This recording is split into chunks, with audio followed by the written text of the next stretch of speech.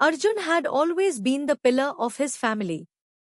A dedicated husband and father, he had moved overseas years ago for better opportunities.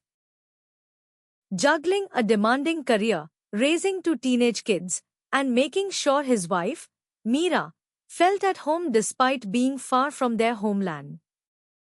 But deep inside, Arjun always felt a pain, the guilt of being far from his aging parents. They lived in India with his younger brother, Raghav, who took care of them every day. Arjun knew they were in good hands, but he still felt sad that he wasn't there. Every missed festival, every call where his mother said, "We are fine, just take care of yourself," only deepened his guilt. Meera sensed his turmoil.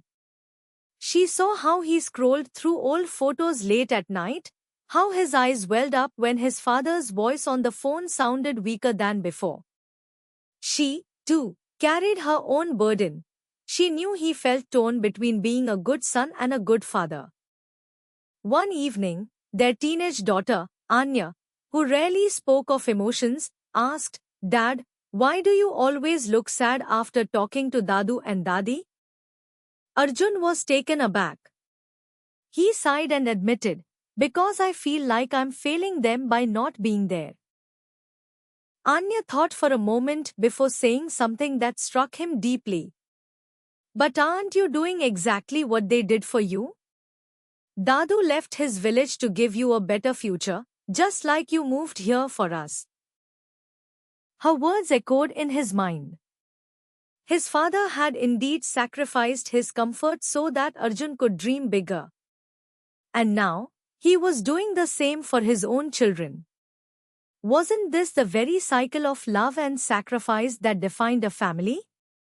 That night, he decided to make a change, not by leaving everything behind, but by being present in every way possible.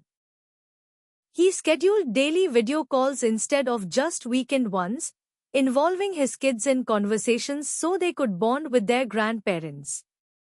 He delegated more at work to free up time for an extended trip to India, rather than waiting for the perfect time to visit. He encouraged his children to learn family traditions, teaching them his parents' favorite dishes and stories, making sure their legacy lived on. He reassured his brother, Raghav, "You're not alone in this," sending financial help and emotional support without waiting to be asked. Over time, his parents no longer felt his absence as deeply, and Arjun found peace in knowing that distance did not have to mean detachment.